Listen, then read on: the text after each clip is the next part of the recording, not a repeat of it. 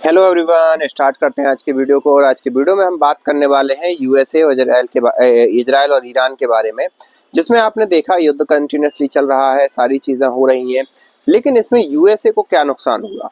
USA बाद में भले ही जीत जाए युद्ध या हार जाए युद्ध, लेकिन एक चीज़ यूएसए को ने यहाँ पर गवा दिया या यूएसए को एक नुकसान हुआ है, वो है जो मिडिल ईस्ट का एक प्रकार से भरोसा था, जो मिडिल ईस्टर्न कंट्रीज का जो भरोसा भरोसा था यूएसए पर, वो कहीं ना कहीं आज की डेट में उसको क्षति पहुंची है। और वो यूएसए उसको कैसे भरपाई कर पाता है, ये आगे आने वाला समय बताएगा। लेकिन हाल ही में यूएसए की एक प्रकार से डील थी कि भाई साहब, आप जितना भी क्रूड ऑयल है आप डॉलर में बेचो, जिससे डॉलर का प्रभुत्व बना रहे पूरे देशों में। जो डॉलर है उसकी जो स्टेबल करेंसी बन जाए, और उसके बदले में हम आपको देंगे सुरक्षा।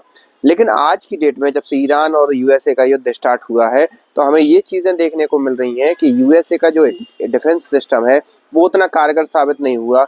वो कुछ भी मायने रहे हों कि भाई उन्होंने 100 मिसाइल दागी, उसने 70 मिसाइल या मैं कहूँ कि 99 मिसाइल इंटरसेप्ट कर ली, और एक मिसाइल कहीं ना कहीं चूक गई।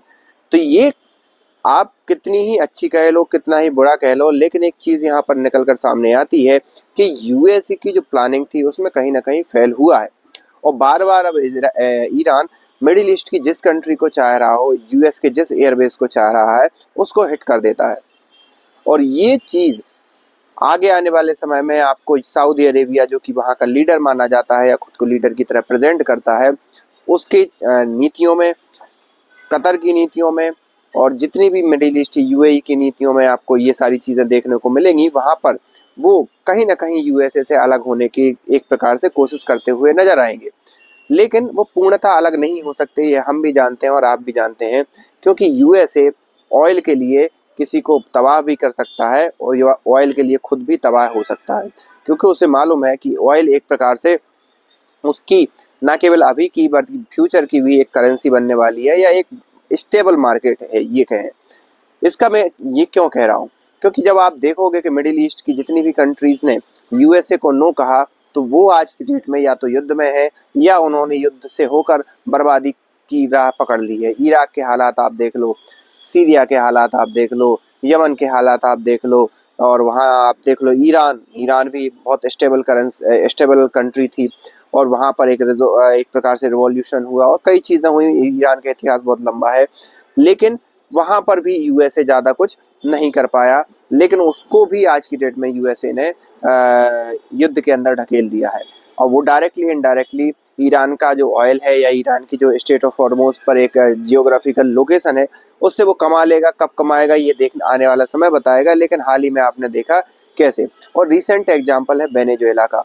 वेनेजुएला के जो राष्ट्रपति थे मदुरो साहब, वो पहले यूएसए की शर्तों को नहीं मान रहे थे, तो यूएसए ने भाई साहब उनके राष्ट्रपति भवन में गई यूएसए की आर्मी, और उनको ले गए अमेरिका।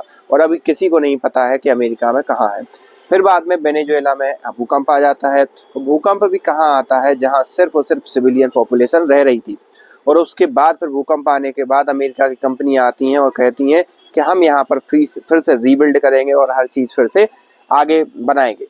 इससे मतलब आप समझ रहे हो कि यूएसए की कंपनियों ने पहले ऑयल को कब्जा लिया, और अब धीरे धीरे जो एक सिविलियन इंफ्रास्ट्रक्चर है उसको भी कब्जा ले।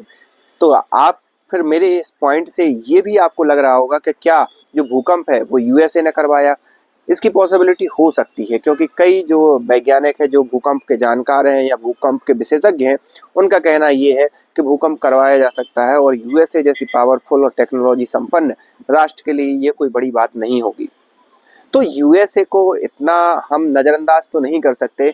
लेकिन जैसे कि यूक्रेन और रसिया के युद्ध में हमने देखा कि डॉलर्स के प्रति थोड़ा सा एक प्रकार से लगाव कम हुआ था राष्ट्रों का, और उसी से डी डॉलराइजेशन को थोड़ा सा एक पुश मिलना स्टार्ट हुआ। तब से वही चीज़ अभी हमें इस चीज़ में देखने को मिल रही है कि लोग अब यूएसए या यूएसए की जो एक प्रकार का सुरक्षा तंत्र है उस पर विश्वास करना धीरे धीरे कम कर रहे हैं।